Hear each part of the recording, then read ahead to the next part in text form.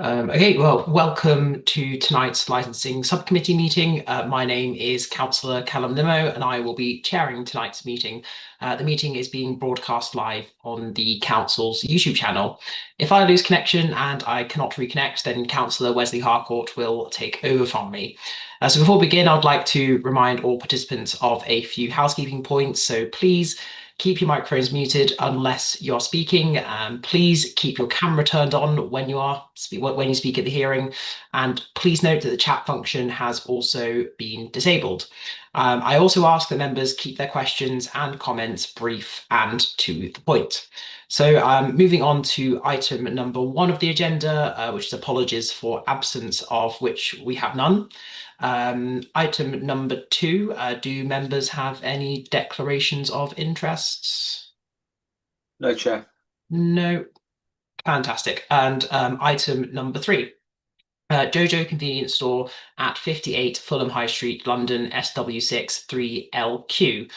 So I'd like to ask everyone participating to introduce yourselves as I call on you. So we should have with us for the applicant of the review, so Ladan Mohammed, who's the Trading Standards Officer. Yes, that's me, Ladan Mahmood, and I'm the person that is submitting the application. Thank you very much. Yeah. Thank you. And Doug Love, who's also from Trading Standards, but is attending in an observational capacity only. Yes, good evening. As I say, I'm not presenting, but I have investigated the company before, so I'm on hand just in case there's anything that the Dan can't answer. Thank you very much. We also should have with us Neil Gardiner, who's the Interim Licensing Officer. Good evening, Chair. Present. Thank you. Thank you, Neil. And Gerta Kozlash, who's the Legal Advisor. Present. Good evening, Chair. Good evening, everyone. Thank you. And for the licensee, we should have Mr. Kailan Singh, who's the premise license holder.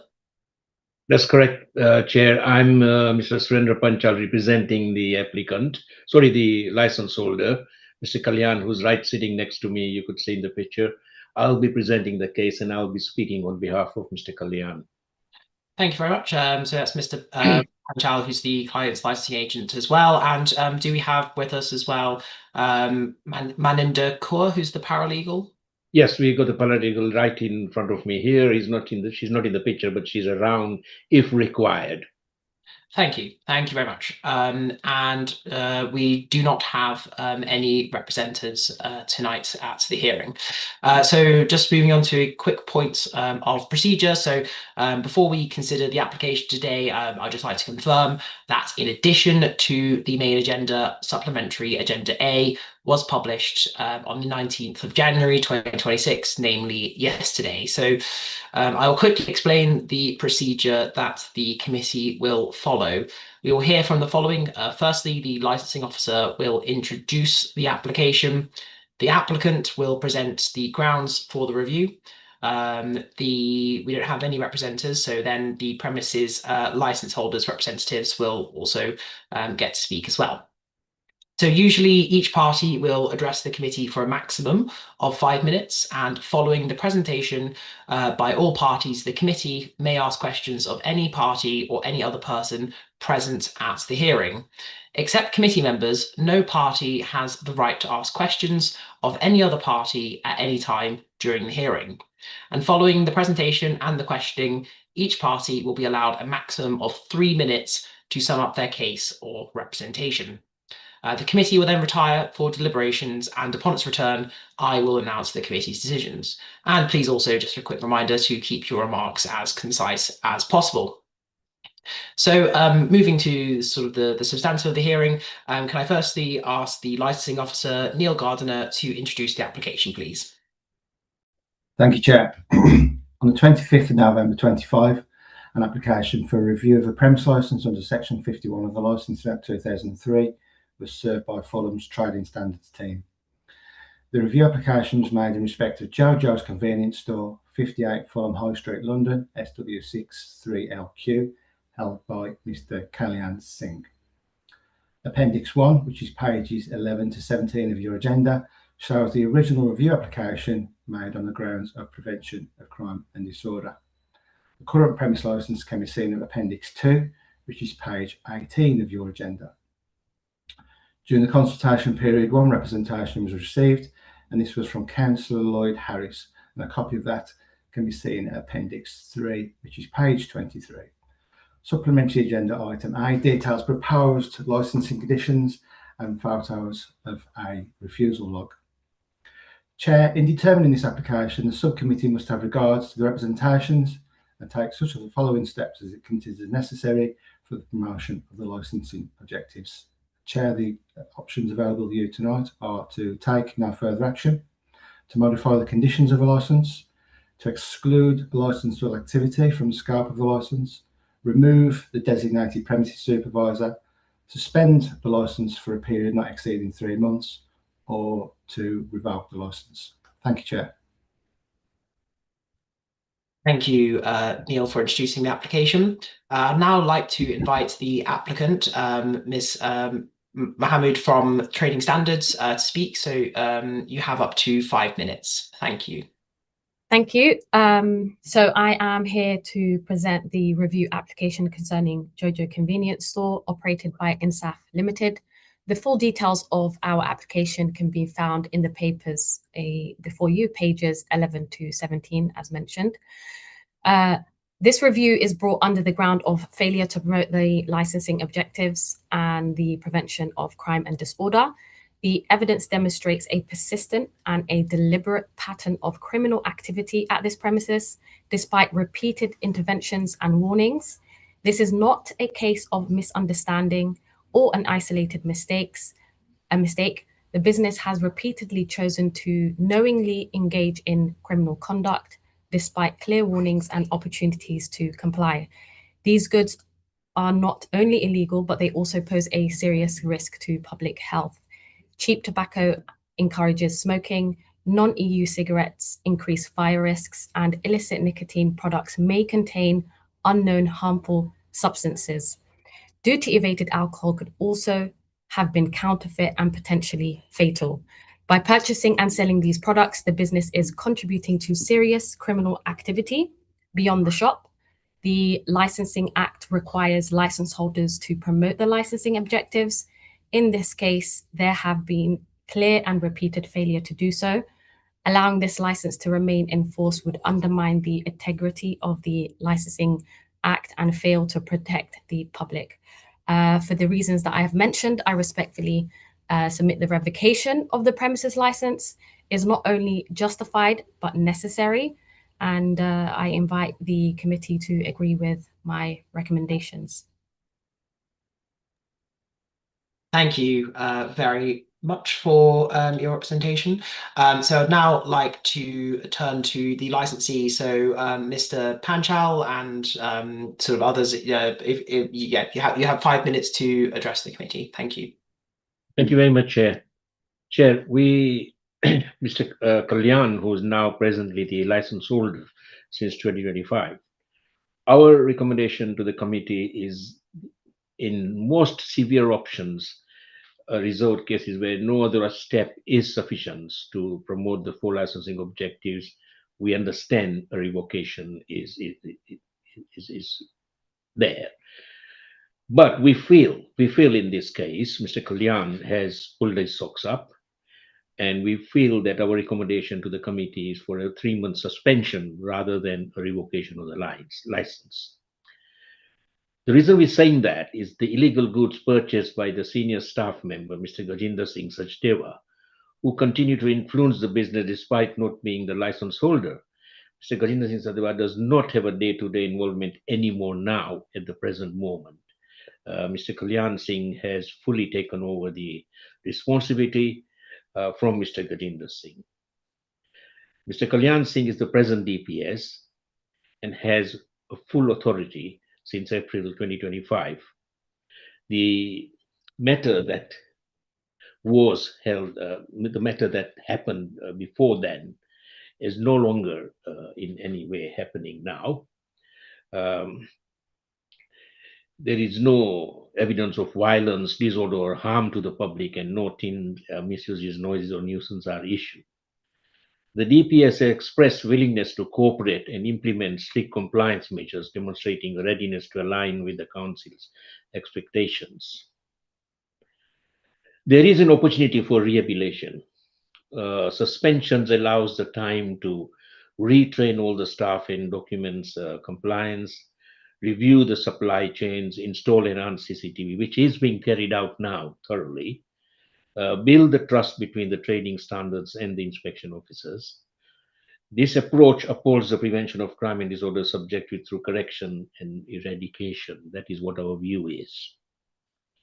We have submitted a proposed additional conditions that you have seen on Friday, the supplementary conditions. And we feel those proposed conditions will furthermore strengthen the license in compliance and in nature once Mr. Kalyan, who understands the four licensing objectives. Chairman, we have also brought everything with the new proposed conditions already in place. We made sure there is a refusal book, there is a incident book, there is a compliance in making sure all the staff are fully trained. The records are always already kept with the training manuals at the premises. There are approved suppliers now. Cash and carry is the main supplying point of the premises presently. There is always a monthly stock audit that is carried out by the DPS and independent auditors on and off within 2 to 3 months to make sure no such stock gets involved. So, Chairman, that's what we feel. We are happy to take any questions from the panel or from the other thing. But that is what our proposal is, and we're not going to stress much further than that. We do understand the great work done by the trading standards when Mr. Gajinder Singh was involved in being responsible for the premises. So, Chair, that's where we feel, and there is always a way forward. That is what our feeling is. There's always a way forward in letting the businesses flourish, and this is where we feel a chance be given to Mr. Kalyan Singh, who has now taken full responsibility of the premises. So that's where we are, Chair. Thank you. Thank you for addressing the committee. So I would like to turn to committee questions, and can I just ask each committee member to ask questions of any party about the application and issues that have been raised in relation to the 4 licensing objectives, which, just to remind us all, are number 1, the prevention of crime and disorder, number 2, public safety, number 3, the prevention of public nuisance, and number 4, the protection of children from harm. So do any committee members wish to kick off the questioning? Councillor Harcourt. Thank you, Chair. A few questions. I'm sure my colleagues will also have a couple more to ask. Firstly, can I just be clear? The premises and the businesses has been owned throughout since 2021, I believe, INSAF Limited. Is that correct? That's correct, Chair. Yeah. Okay. And you mentioned that Mr. Kalyan Singh has taken over as DPS from April 2025. Right. Was he working there prior to April 2025? Yes, he was, Chair. Any idea? Could you let me know how long? He's been with the shop for the last 4 to 5 years. Okay. This is a direct question to him then. If the premises was selling illegal alcohol, vapes, etc., and he was part of that process, did he not know what the law was and that what was being sold was illegal? Let's put it like that. It's yes or no to this answer that you're putting forward to, Mr. Gajinder. Well, yes, it is absolutely. Because if he was there, did he know about it or not? I think did you know about the goods that were illegal?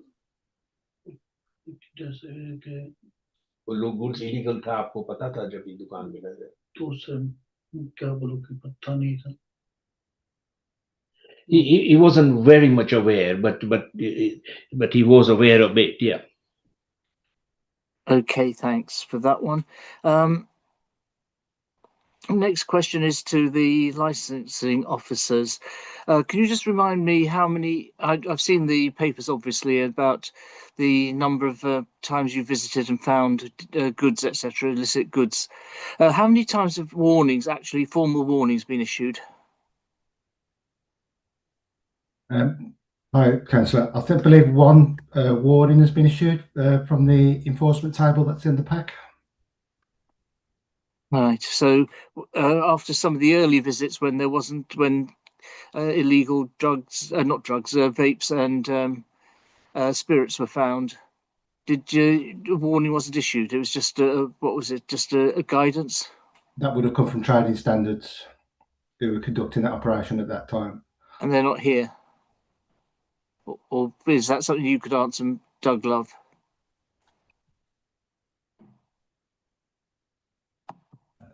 Thank you, Councillor.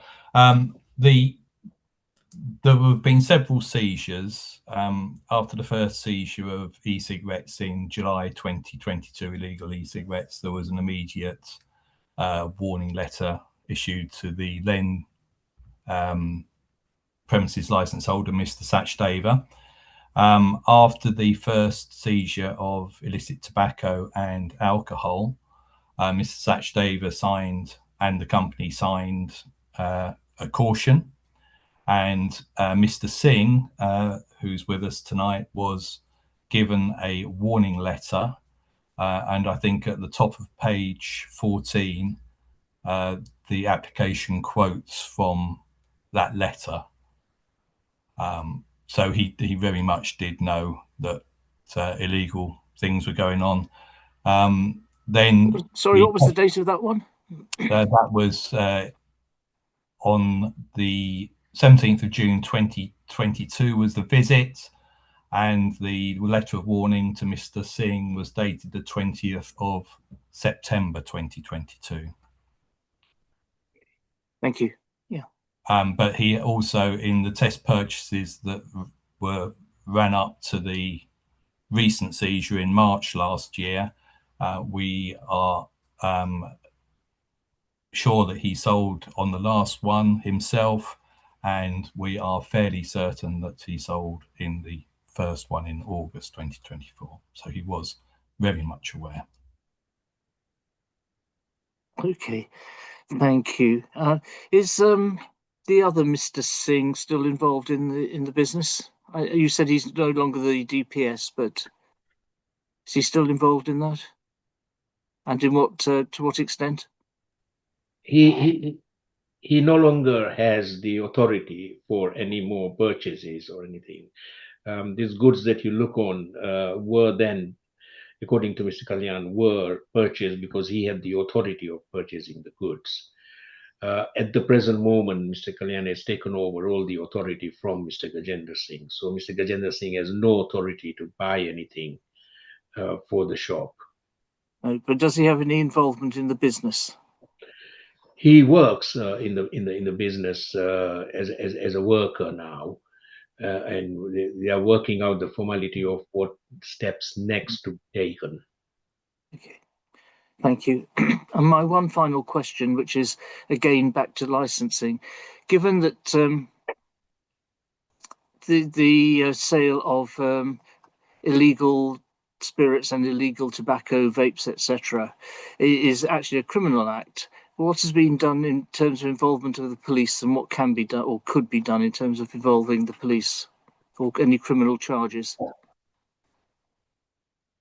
Yeah, thank you, Councillor. Obviously, prosecution is an option available to the agency who are conducting the test purchase.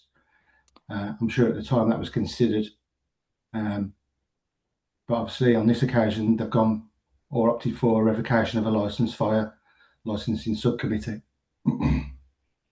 Okay, if I can assist there as well, Councillor, There is a criminal investigation still ongoing, but that's the decision was made not to conclude that until after the outcome of this review was known. Thank you very much. Thank you, Chair. Thank you, Councillor Harcourt. I mean, a quick one by me to ask the trading standards officers. I mean, considering what we've heard is that the current DPS was aware about the selling of illegal goods. I'm just wondering what you made of the proposed conditions circulated in the supplementary agenda. Would you say be satisfied if these conditions were added? How would this sit with your concerns on which you brought the grounds for the review? So I did have a read through the what they have submitted, and I strongly still believe a revocation is the only way forward. As you will see from the application, Kay Lansing was previously involved in the business. The current conditions very much are similar, and the business did not comply, did not use the opportunity they had previously when they were under investigation and the advice that they've received. I don't see that it will make any difference. But yeah, that's my comments to that.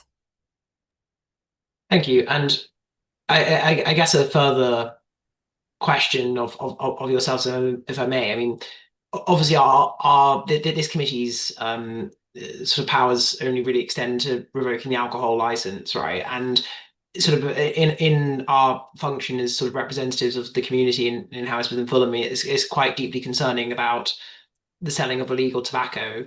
I mean, what would be your assessment if we did suspend or remove the license entirely? Would there still be a chance of illegal tobacco still continuing to be sold?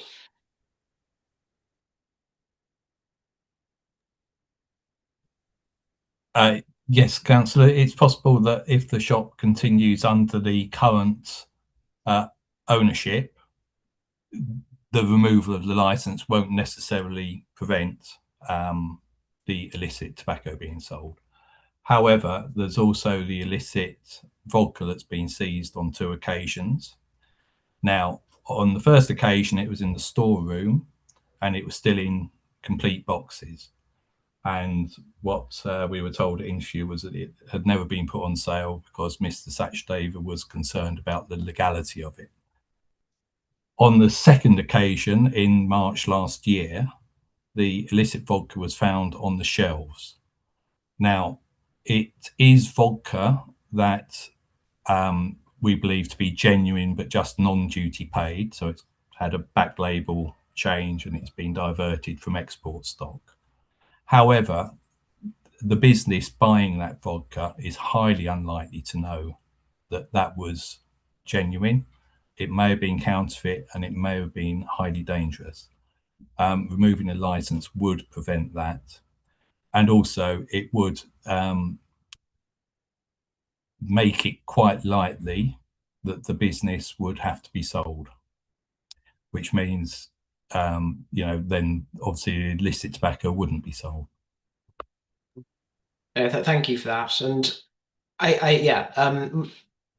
mean, I know I asked specifically about some of the conditions. I mean, in your experience as trading standards officers, sort of dealing with these sorts of matters day in, day out, I noticed that they've proposed a condition about all alcohol, tobacco products, and e-cigarettes will only be purchased from reputable wholesalers. I mean, I understand, considering that we have some breaches of the current license. I just wondering if you could speak to how that specific condition would work in reality, and would you not have confidence that that would be adhered to in the same way that the previous one wasn't? Well, I think that's the issue, is the confidence. So that condition, if it was abided by, would hopefully stop any possibility of counterfeit vodka being sold. But this business has now had, I think it's 3 seizures of illicit vapes, 2 seizures of illicit tobacco, 2 seizures of illicit vodka. They've had warnings, they've signed cautions, they paid a significant contribution to investigative costs before, and they're still deciding to continue breaching the law. So personally, I wouldn't have any confidence that if the license was allowed to stay, and hopefully, you know, if the business is sold, then we would have new owners who would follow the rules. But under the current ownership, I wouldn't have any faith that the rules would be followed. Again, just quickly on that as well. I mean, the proposal from the representatives is to suspend for 3 months, to undergo training and to get their house in order. I mean, I'm guessing it's because of that confidence that trading standards lacks that would not be. That's why you've not recommended a suspension. It's why you've recommended a full revocation. Yes, that's right. You know, it's a suspension would be more appropriate in my mind for a business that was attempting to get it right, but for some reason hadn't. I'm not convinced that this business is attempting to trade legally or would in future. Thank you. I've no further questions for now. Councillor Harcourt or Stanton, Councillor Stanton. I have a few questions. Thank you.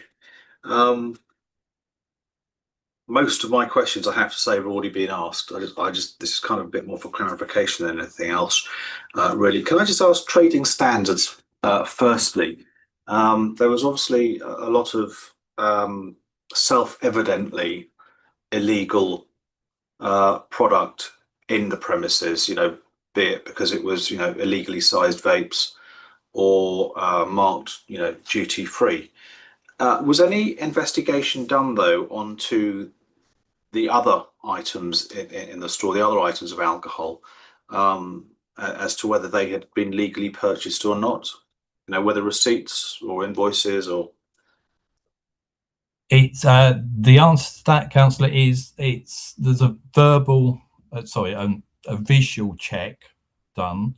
It's often very difficult to establish. So no, I don't recall asking for any invoices for any other goods that were unseized, but all the spirits, for instance, that were on display would have been looked at to see if there was anything that caused concern. So that might be bad printing on labels or badly affixed labels or a duty stamp that didn't fluoresce or something like that.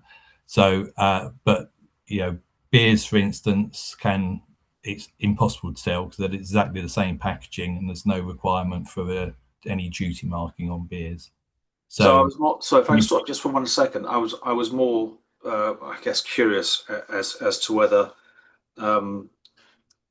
assuming that a bottle or a can was actually a legitimate bottle, whether its provenance was, you know, as the result of criminal activity or not. The vodka being stolen, for instance. The vodka, we believe, was genuine Smirnoff vodka that was destined for export and therefore wouldn't have been duty paid, but is diverted back onto the UK market with a fake back label and duty stamp. Right.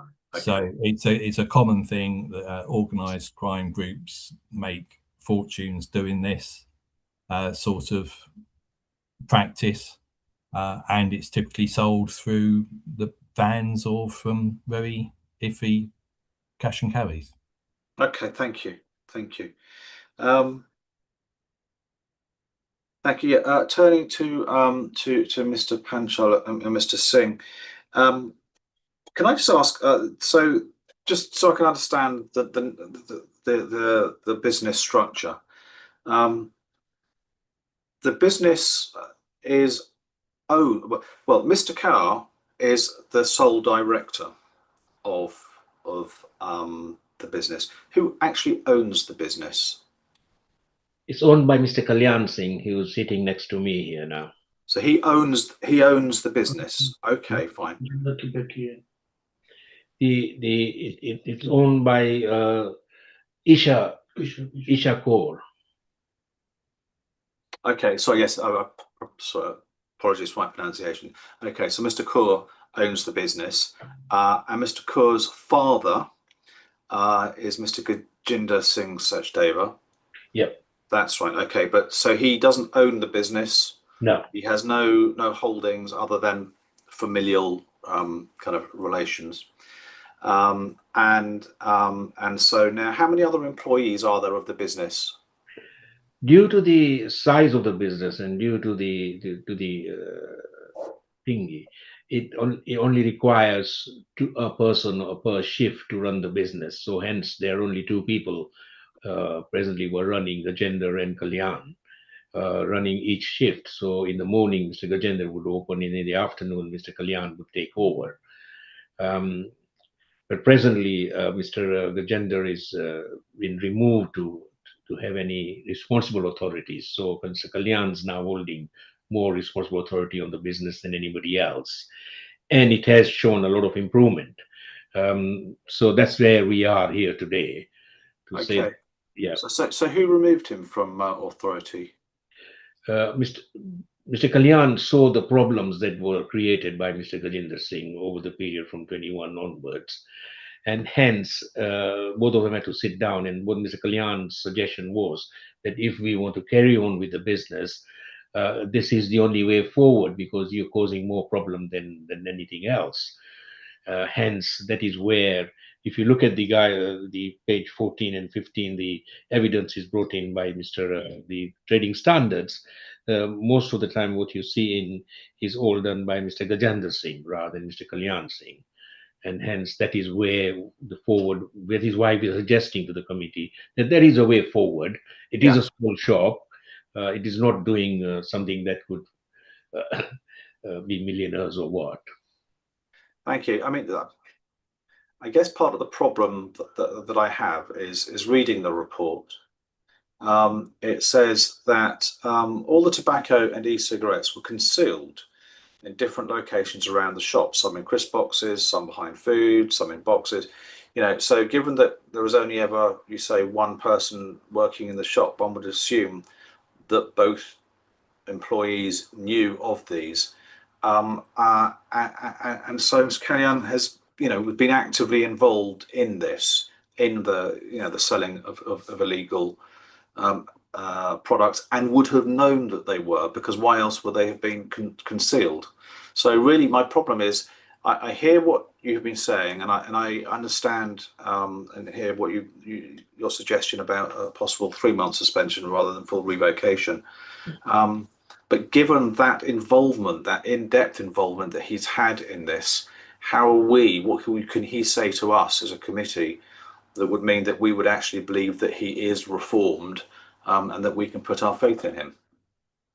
If I say to you in a different manner, in looking at the reforms, we always I've also been a politician at times, but I'm no longer now. But we always went to the government and said, let's reform the prisoners that we have in the prison so that they can come back and work, and we give them a chance to do that. So here it is, Mr. Kalyan, who's now saying, yes, I am reformed. Yes, we've looked at it, because we are a training company ourselves. We worked with a lot of customers the last 20 years. And we feel that, yes, he is reforming. He is listening to us also. He is having a training manual. He is listening to us and saying, yes, I am doing everything I can. And that is why we feel that we have a little bit of a confidence. When I say a little bit of confidence, is we are getting that confidence that you would read the report and say to yourself, it's very difficult. But it isn't difficult. If the suspension was put forward, that would be a learning process of losing the business, because a lot of customers would go away from the business these days, and they would lose a lot of business. They would lose a little bit of finance. It will hurt them. And they would realize that if we did it again, we would totally lose the license totally, and we would have nothing to do with. But that 3 months, in my opinion, would bring in a better Mr. Kalyan, a better suggestion and better way of putting them forward to say, yes, you still have a business, but you now have to learn it. But if we were to revoke it totally, it is we are saying to ourselves that, well, let's lock them and throw the key away. That would be not, I would not consider that happening. I've worked with the responsible authorities in other businesses, and we've had a good result, and that is why I'm feeling a little bit confident. I'm a little bit confident. I'm not saying I'm fully confident as you are. As you are saying you're not fully confident, I would feel the same when I'm sitting in your place. But at the moment, I'm sitting with Mr. Kalyan and looking at him, so I feel there is a chance, a little chance, which we would, or yourself or us would like to take. Okay, thank you. I have probably just one final question, which is what percentage of the shop's sales are alcohol in terms of value? कितने percentage alcohol? Sorry, I'm just going to ask him quickly. कितने percentage alcohol होती है? Alcohol में हाँ, ये beer में होती है 4.5 5 और अल्कोहल में होती है 35। तो टोटल सेल आपकी 25% होती है? नहीं सल वीकली की कह रहे हो ना, वीकली 5,000 6,000 होती है। So we out of weekly sale कितनी टोटल 10 की होती है? नहीं वीकली 6,000 की सेल है। I think we're looking at about 15-20%. Okay. From my point of view, on the figures that he's talking about. Yeah. Okay. Thank you. That's me done, Chair. Thank you, everybody. Thank you, Councillor Stanton. Councillor Harcourt, if you have any further questions, no, neither do I at this time. So I think we can move to summing up. So can the parties please sum up in 3 minutes or less in the same order that you introduced in. So first of all, can I ask Neil Gardner, the interim licensing officer, to sum up in 3 minutes or less? Thank you. Thank you, Chair. I have nothing further than the outlining of the report. Thank you very much, Neil. And may I now invite Ladan Mohammed, Trading Standards Officer, to sum up in 3 minutes or less.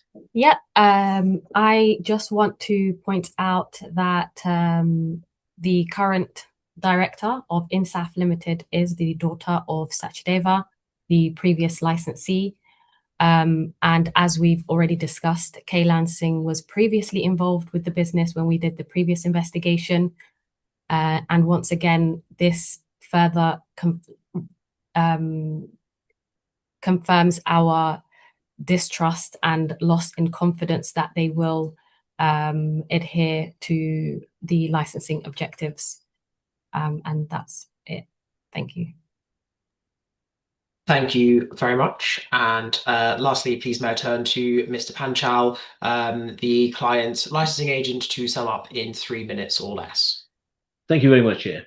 Chair, my view still stands the same, that there is a way forward for these premises. There is a way we could manage, or we would try.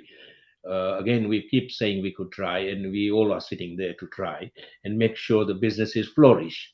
At the present situation that we are going through, not us, but all the businesses, we feel that they are in problems. But again, they will learn a lesson from this. If there was a 3-month suspension, loss of business, but if the business was totally revoked, I think it will be very difficult for Mr. Gajeva and Mr. Kalyan Singh to carry on with their normal life, living lives, and they will be seeing a hope if there was a 3-month suspension. Clean themselves up, get everything into position. We will give as much help as we can, which we have done for the last 20 years to all our clients. And there is a success that the trading standards and the police have come across when we have worked with them. And we are happy to work with them and to make sure that this does not fail. So our view today remains the same as a suspension of 3 months, introduction of the extra conditions that we have put forward, and the client be given one more chance. That's what our view is to the committee, and that's where we stand today. Thank you very much, Chair. Thank you, Mr. Panchal, as well, and thank you to all the parties for keeping your remarks brief. So We will now retire to take our decision in a separate meeting room. You are welcome to remain in this meeting to hear the committee's decision. However, this may take some time. If you don't want to wait, a summary decision will be published on the council's website tomorrow morning. Therefore, can I ask the members to turn off their video, mute their microphones, and to join the private Teams meeting for deliberations? Thank you.